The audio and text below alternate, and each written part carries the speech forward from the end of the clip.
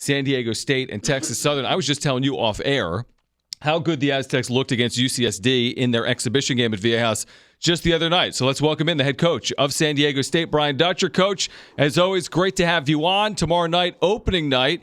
And, how'd you feel about the game against UCSD, the exhibition game? I thought we played really well, and I thought defense was the key to it all.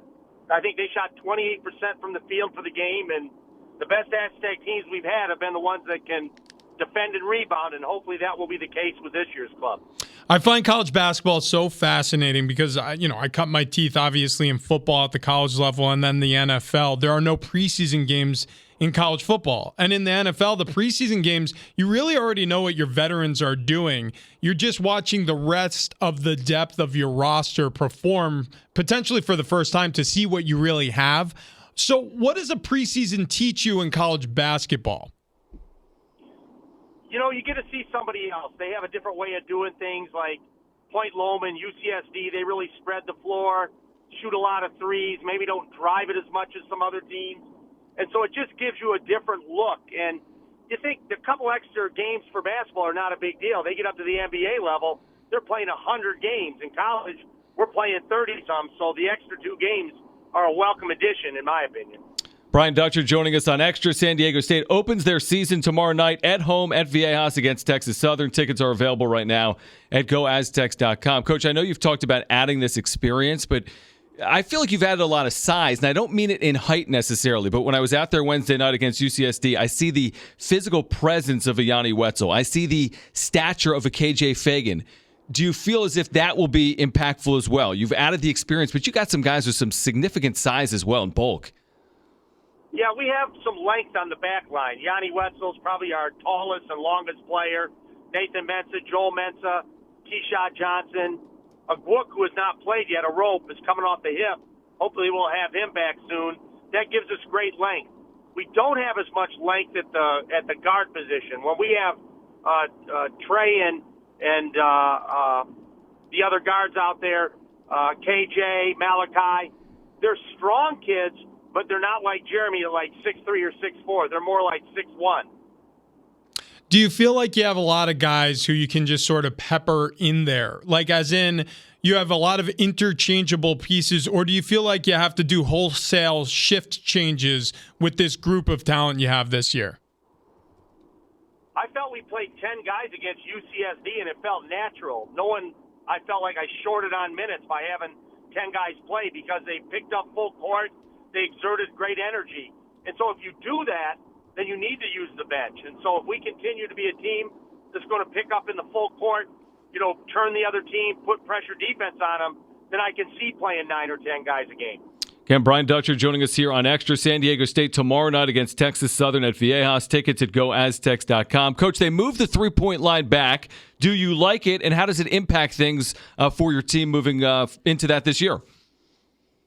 I like the line being further back. It's still a foot short of the NBA line up top. It's more of an international line.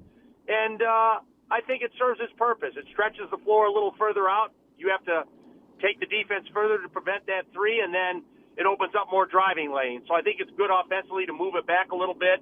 And the only guys I think it really affects, good shooters, it's not going to bother. It's that pick and pop 4-man, the stretch 4, power forward. That extra foot may affect his shooting percentage substantially, and as a byproduct, change strategies in a lot of games.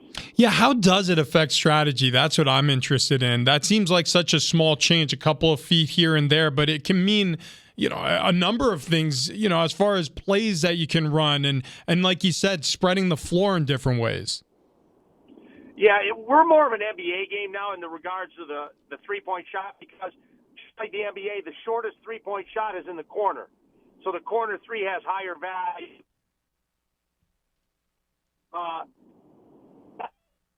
The guy that's not a deep shooter, instead of switching a ball screen and say we got to switch because we can't let the 4-man get an open three, now it's like a Jalen McDaniels, would you switch him this year as opposed to just let him have that three if it's a foot further back? So it will change and it will develop as the season goes on based on how some of these guys shoot the extra foot deeper. Coach, what makes you nervous about tomorrow night? I know you saw Texas Southern a year ago and beat them, but this is a team a year ago that had some huge road wins, right? Baylor was one of them. Did they beat Oregon? They had some unbelievably good road wins a year ago. I know you're nervous if you're a coach. What are you nervous about tomorrow night? It's some of their new pieces that I haven't seen. They had a Mississippi State transfer that's 6'10". They have a Texas A&M transfer that got eligible this week. They let a petition go through. I think he's 6'8", 6'9". They had a kid from Purdue that transferred a year ago that didn't play against us that's 6'8". So a lot like us, they have a lot of new pieces that I haven't seen enough of to be real comfortable in a first game. I'm sure if I saw them on tape a little more, I'd have a better feel. But I think there'll be some surprises out there for both teams as we tip off this early season contest. Yeah, gosh, you bring up a great point there about the fluidity of the transfer portal, the one-and-doners. Is it more difficult now to be a college basketball coach than it ever has been in the history of the sport because of how little film you actually have on the players you're competing against? Early in the year, it's a little bit of a concern because you don't have a big data pool to rely on. Like 5 or 6 games in, we'll know everything the other team's doing because we'll have all that game tape. But the early season games where people have added new pieces, they may have changed their offense, unless someone will send you a secret scrimmage, which they rarely do, you're kind of out there guessing based on what they ran last year is will it carry over, will they do the same things this year? And we'll find that out tomorrow night at 7. Coach, I can't wait. I will be out there tomorrow, of course, pre-half and post. Can't wait to talk to you afterwards. San Diego State, Texas Southern. Tickets at GoAztecs.com. Brian Dutcher, thank you as always. We'll see you tomorrow. Thanks for having me, guys.